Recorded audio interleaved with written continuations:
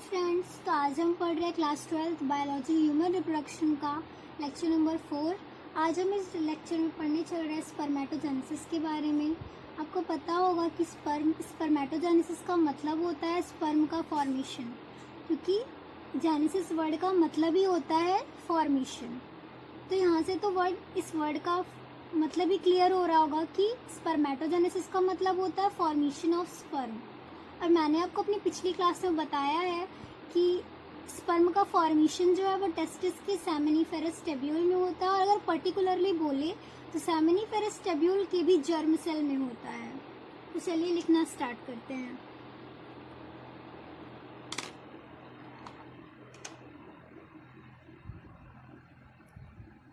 Spermatogenesis means formation of sperms. Second point है it occurs inside seminiferous tubule. Third point है it starts at puberty. Puberty means 13-14 year age से it start at puberty under effect of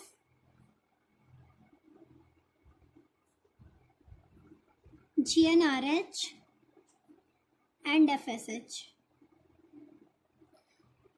तो ये बचपन से ही, birth से नहीं start होता, ये प्यूबर्टी के बाद से स्टार्ट होता है, मतलब 13 से 14 ईयर पर ये स्टार्ट होता है, और GnRH और FSH के इंक्रीज की वजह से।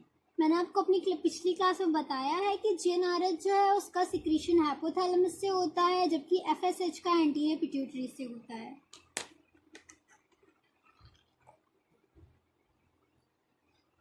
तो ये जो स्पर्मेटोजेनेसिस है ये 3 फेजेस में कंप्लीट होती है। It completes in 3 phases. Number 1 जो है वो है मल्टीप्लिकेशन फेज।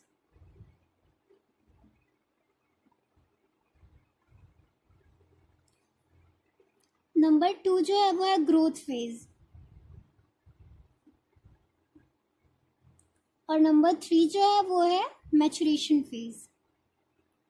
और ये तीनों फेजेस जो हैं ये 74 डेज में कंप्लीट होती हैं, फर्स्ट, सेकेंड एंड थर्ड। यहाँ पे लिख लेते कंप्लीट्स इन 74 डेज। स्पर्मेटोजेनेसिस के बारे में डिटेल में पढ़ने से पहले कुछ टर्म है उनके बारे में पढ़ लेते हैं। तो पहला टर्म है स्पर्मियोजेनेसिस।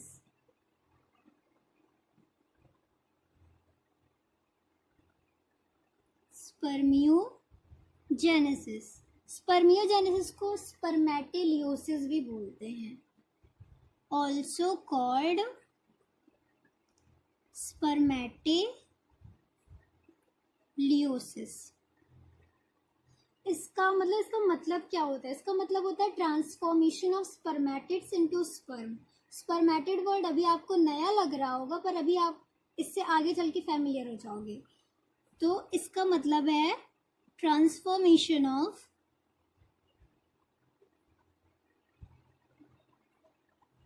स्पर्मेटिड्स, यहाँ पे M है, SPERMTIDS, spermatids into sperm. Second जो टर्म है वो है spermiation.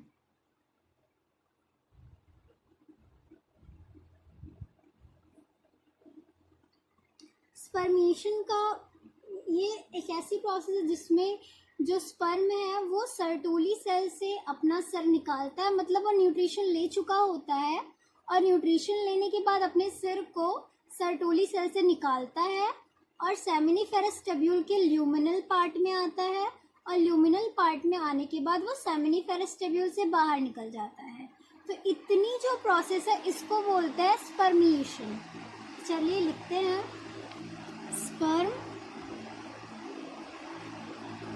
Sperms had detaches from Sertoli cell and came into lumen part, lumen या फिर luminal part, and goes out from seminiferous tubule, and this whole process is known as spermiation. तब हम आते हैं स्पर्मेटोजेनेसिस के बारे में डिटेल में पढ़ने के लिए। तो जो स्पर्म है वो सेमिनिफेरस टब्यूल के जर्म सेल में उसका फॉर्मेशन होता है। तो ये रही जर्म सेल, और जर्म सेल को प्राइमोर्डियल जर्म सेल भी बोलते हैं, और ये सेमिनिफेरस टब्यूल के जर्मिनल एपिथेलियम में होती है, और ये क्यूबॉइडल शेप की होती है। तो ये रही, ये रहा इसका न्यूक्लियस। तो ये रहा प्राइमोर्डियल जर्म सेल PGC। जो प्राइमोर्डियल जर्म सेल है, प्राइमोर्डियल जर्म सेल, ये 2 टाइप्स के होते हैं। जो नंबर 1 है वो है स्पर्मेटोगोनिया ए, स्पर्मेटोगोनिया ए, और जो सेकंड है वो है स्पर्मेटोगोनिया बी।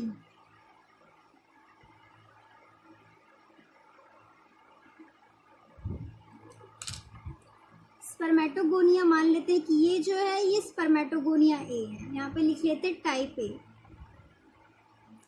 तो जो टाइप ए है, मान लीजिए ये रहा स्पर्मेटोगोनिया ए, ये रहा स्पर्मेटोगोनिया ए। तो जो स्पर्मेटोगोनिया ए है ये माइटोसिस करता है,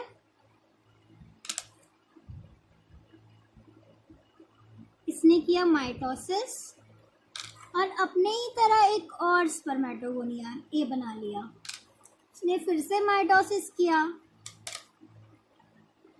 और फिर से स्पर्मेटोगोनिया ए बना लिया, और ये ऐसे कंटिन्यूअसली करता चला गया।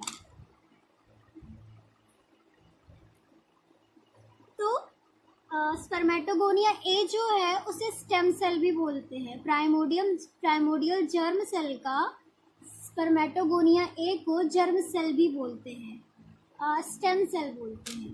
क्यों बोलते हैं? Type A called stem cell. क्यों बोलते हैं? क्योंकि आप देख रहे हो कि continuously type A type A type A, और ये माइटोसिस डिवीजन से बना रहा है डॉटर सेल्स, तो इनमें नंबर ऑफ क्रोमोसोम्स में नहीं चेंज हो रहा है। मतलब जैसे ये भी डिप्लॉयड है तो ये भी डिप्लॉयड है, ये भी डिप्लॉयड है, ये भी डिप्लॉयड है, ये भी डिप्लॉयड है, सारे एकदम एग्जैक्ट कॉपी बनते चले जा रहे हैं, बिल्कुल थोड़ा सा भी डिफरेंस नहीं आ रहा है। तो ये स्टेम सेल इसको इसलिए बोलते हैं क्योंकि ये अपने ही तरह कंटिन्यूअसली बनाता चला जा रहा है। तो इसका ये वर्क क्या कर रहा है? ये अपने ही तरह टाइप ए बना कर पीजीसी के स्टोरेज को खत्म होने से बचा रहा है। तो stem cell it avoid exhaustion of PGC, मतलब कि कहीं पे प्राइमोर्डियल जर्म सेल का स्टोरेज खत्म ना हो जाए, इसी वजह से ये अपने ही तरह बहुत सारे टाइपे बनाते चला जा रहा है। यही रीज़न है कि जो मेल्स हैं वो अपने ओल्ड एज तक भी वो बेबी प्रोड्यूस करने के लिए एबल होते हैं, क्योंकि उनमें स्पर्म का जो फॉर्मेशन है वो पूरे ओल्ड एज तक होता है, जबकि फीमेल्स में ऐसा नहीं होता है। फिर जो टाइप बी है, ये मान लीजिए टाइप बी है। टाइप बी ने भी किया माइटोसिस, उसने भी बना लिया अपने ही तरह एक और टाइप बी, इसने भी किया माइटोसिस, बना लिया अपनी ही तरह एक और टाइप बी। ये भी 2n है, ये भी 2n है, ये भी 2n है, और बाकी सारे 2n है। तो इसने माइटोसिस किया और अपनी तरह एक और स्पर्म टाइप भी बना लिया। उसके बाद इसने 2 माइटोसिस किए और 2 डॉटर सेल्स बना ली, एक ये रहा, एक ये रहा। इसने फिर से माइटोसिस डिवीजन करा और अपने ही तरह 2 और टाइप भी बना लिए,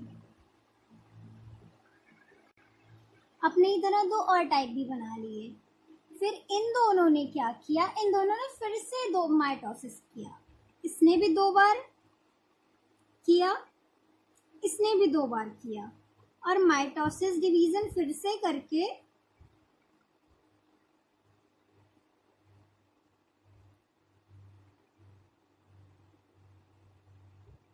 अपने ही तरह 2 और बना लिए type B.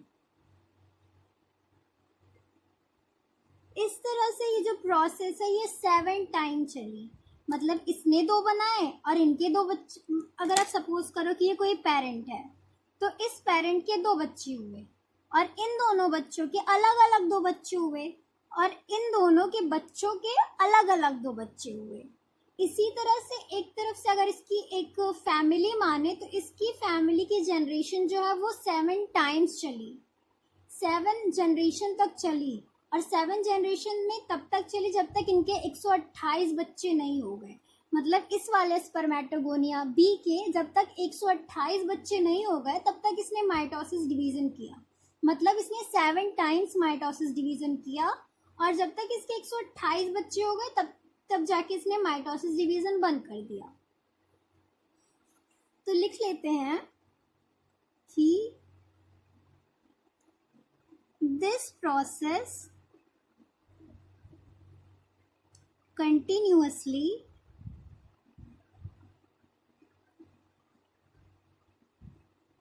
occurs 7 times and finally 128 spermatogonia B formed। और ये जो इतनी प्रोसेस है, मतलब जब स्टार्टिंग से जहाँ से टाइप ए ने माइटोसिस डिवीजन शुरू किया और जब तक 128 स्पर्मेटोगोनिया नहीं बन गए तब तक ये पूरी जो प्रोसेस चलती है इसको बोलते हैं मल्टीप्लिकेशन फेज।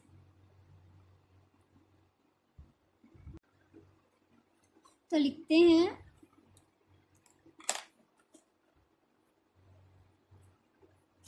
यहाँ पे लिखते हैं कि ये जो इतनी प्रोसेस है ये हो गई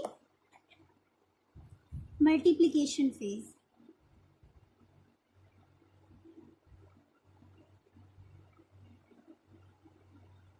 मल्टीप्लिकेशन फेज ये हो गया।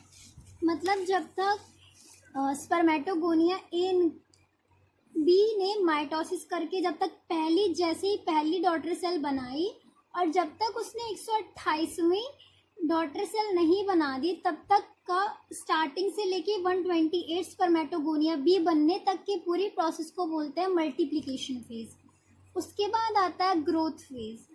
जैसे 128 स्पर्मेटोगोनिया बी बनके तैयार हो गए तो उनमें से एक को अगर हम लें, मान लीजिए ये मैंने ले लिया एक स्पर्मेटोगोनिया बी को, उन 28 में से एक स्पर्मेटोगोनिया बी को मैंने ले लिया।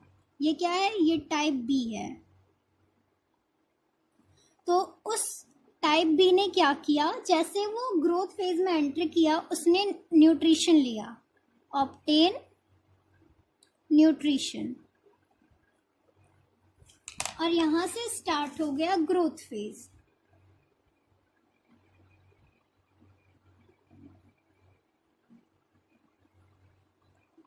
ग्रोथ फेज जैसे ही स्टार्ट हुआ वैसे ही वो जो 128 स्पर्मेटोगोनिया बी बन चुके हैं उन सभी ने न्यूट्रिशन लिया और खुद को बना लिया थोड़ा लंबा चौड़ा, ये बन गया। और ये इसका नाम थोड़ा अलग हो गया, इसमें 44 प्लस XY क्रोमोसोम, मतलब डेप्लॉइड ही है ये अभी भी। और इसका नाम हो गया प्राइमरी स्पर्मेटोसाइट।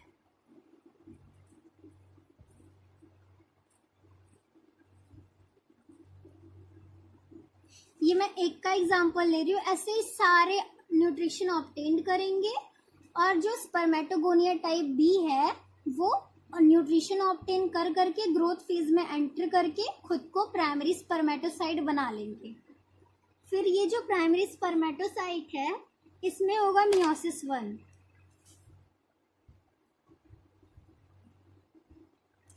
इसमें होगा मियोसिस 1 और मियोसिस 1 होने पर ये बना लेगा 2 सेकेंडरी स्पर्मेटोसाइट।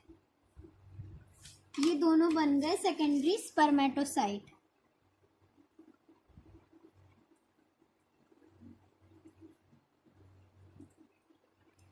सेकेंडरी स्पर्मेटोसाइट ये जो है इन्होंने मियोसिस 2 किया।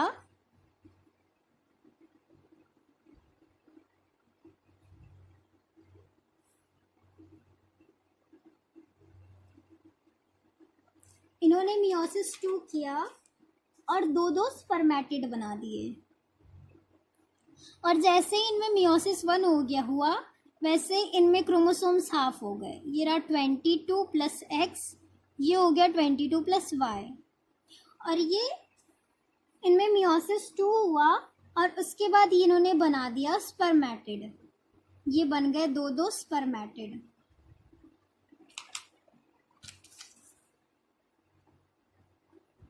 ये बन गए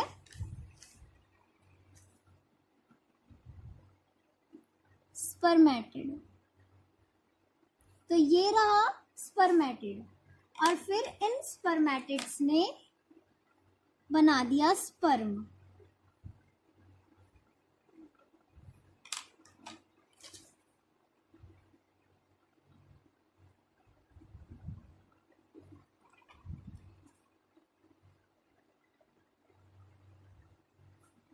और ये भी एन है, ये भी एन है, ये भी एन है, ये भी एन है, तो ये भी हैप्लॉइड हुआ। तो यहाँ से यहाँ तक जब तक इसने न्यूट्रिशन लिया और प्राइमरी स्पर्मेटोसाइट बना दिया वो हो गया ग्रोथ फेज। उसके बाद यहाँ से यहाँ तक स्टार्ट होगी, यहाँ से स्पर्म बनने तक की प्रोसेस जो चली इसको बोलते हैं मैच्योरेशन फेज।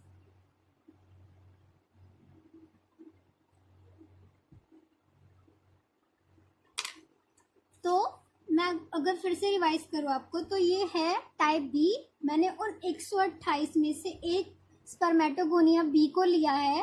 तो इसने ग्रोथ फेज में एंट्री किया और न्यूट्रिशन ऑब्टेन किया और उसके बाद न्यूट्रिशन ऑब्टेन करके ये बन गया प्राइमरी स्पर्मेटोसाइट। प्राइमरी स्पर्मेटोसाइट बनने के बाद इसने मियोसिस 1 किया और खुद को बना लिया सेकेंडरी स्पर्मेटोसाइट। सेकेंडरी स्पर्मेटोसाइट में हुआ मियोसिस 2 तो सेकेंडरी स्पर्मेटोसाइट बन गया स्पर्मेटिड। और ये जो स्पर्मेटिड था इसने स्पर्मिएशन किया, मतलब इसका स्पर्मियोजेनेसिस किया, मतलब ट्रांसफॉर्मेशन हुआ इसका और ये बन गया स्पर्म। तो हम यहाँ से कह सकते हैं कि एक स्पर्मेटोगोनिया बी से एक प्राइमरी स्पर्मेटोसाइट बनता है, एक स्पर्मेटोगोनिया बी से एक प्राइमरी स्पर्मेटोसाइट बनता है और एक प्राइमरी स्पर्मेटोसाइट से 2 सेकेंडरी स्पर्मेटोसाइट बनते हैं और 2 सेकेंडरी स्पर्मेटोसाइट से 4 स्पर्मेटिड बनते हैं और 4 स्पर्मेटिड से 4 स्पर्म बनते हैं। तो अगर हम समरी लिखें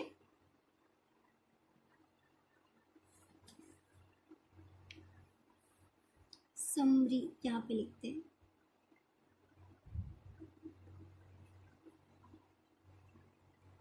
समरी लिखें तो इन टेस्टिस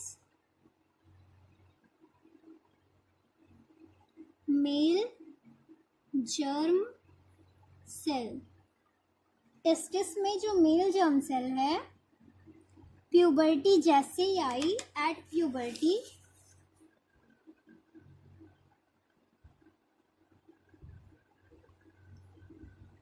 GnRH और FSH का सिक्रीशन बढ़ा, और सिक्रीशन के बढ़ने पर फर्स्ट जो टाइप ए जो है, ब्लैक से लिखते हैं, टाइप ए तो स्टेम सेल की तरह वर्क किया और अपने ही तरह कंटिन्यूअसली टाइप ए बनाता चला गया, जबकि जो टाइप बी था उसने मियोसिस करके सबसे पहले तो अपनी तरह एक बनाया, फिर इस एक ने 2 और बनाए। इस तरह से ये प्रोसेस 7 टाइम्स चली और 128 स्पर्मेटोगोनिया बी बन गए। फिर क्या हुआ, ये जो टाइप बी हैं ये इनमें यहाँ पे लिख देते हैं, मल्टीप्लिकेशन फेज।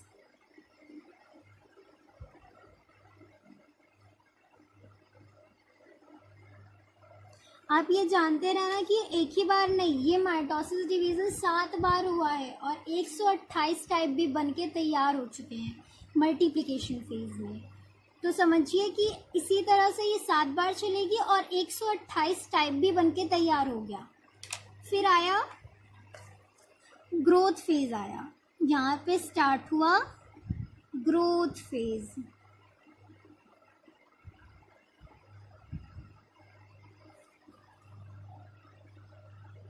और ग्रोथ फेज में क्या हुआ कि जो टाइप बी था उसने न्यूट्रिशन लिया और बन गया प्राइमरी स्पर्मेटोसाइट, बन गया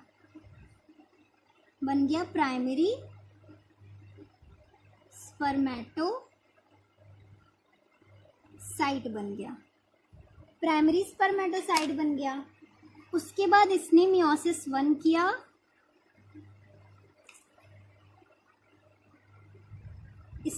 मियोसिस 1 और बना लिया सेकेंडरी स्पर्मेटोसाइट।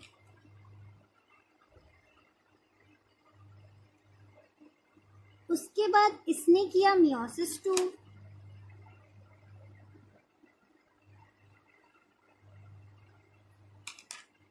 तो इसने बना लिया स्पर्मेटिड। जो स्पर्मेटिड था उसने बना दिया स्पर्म, तो ये बन गया स्पर्म और ये रहा स्पर्मेटिड। और ये जो इतनी पूरी प्रोसेस हो गई, एक टाइप बी से पूरे स्पर्म बनने तक की प्रोसेस, ये पूरी प्रोसेस जो है ये 74 डेज में कंप्लीट हुई। यहाँ पे मैंने मैचुरेशन फेज नहीं लिखा, यहाँ पे मियोसिस 1 होने के साथ साथ यहाँ पे मैचुरेशन फेज भी स्टार्ट हो रहा है, यहाँ से मैचुरेशन भी स्टार्ट हो रहा है। और यहाँ पे स्टार पॉइंट में लिख लीजिए all 3 phases completes in 74 days। तो 74 डेज में ये पूरी तीनों प्रोसेस कंप्लीट हो जाती है और एक स्पर्मेटोगोनिया बी से फाइनली जाके स्पर्म बन जाता है।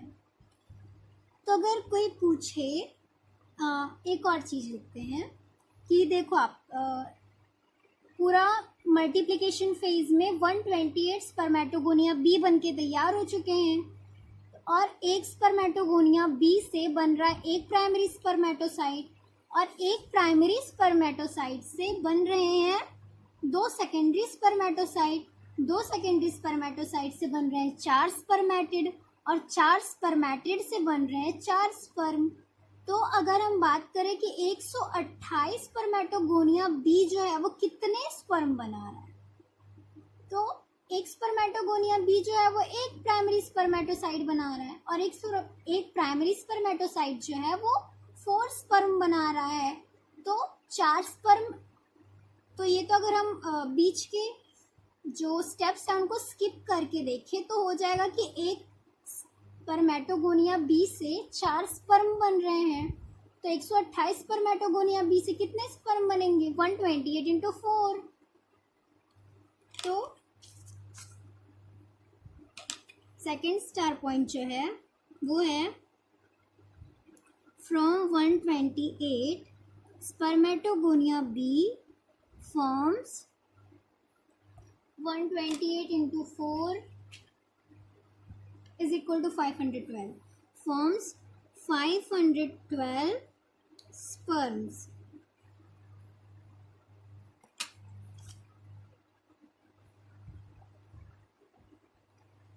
तो अगर ऐसे क्वेश्चन में पूछा जाए तो उसके लिए भी लिख लेते हैं कि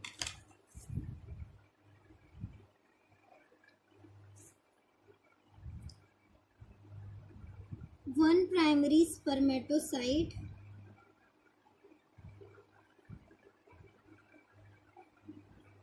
जो है वो है बनाता है 2 सेकेंडरी स्पर्मेटोसाइट, और 2 सेकेंडरी स्पर्मेटोसाइट जो है वो बनाता है 4 स्पर्मेटिड, 4 स्पर्मेटिड, और 4 स्पर्मेटिड्स जो हैं वो बनाते हैं 4 स्पर्म्स। एक स्पर्मेटोसाइट ने बनाया 2 सेकेंडरी स्पर्मेटोसाइट, 2 सेकेंडरी स्पर्मेटोसाइट ने बनाया 4 स्पर्मेटिड, और 4 स्पर्मेटिड ने बना दिया 4 स्पर्म। तो ये हो गई, इतनी प्रोसेस तो हो गई स्पर्मेटोजेनेसिस। तो तब तक के लिए पढ़ते रहिए। All the very best and have a good day.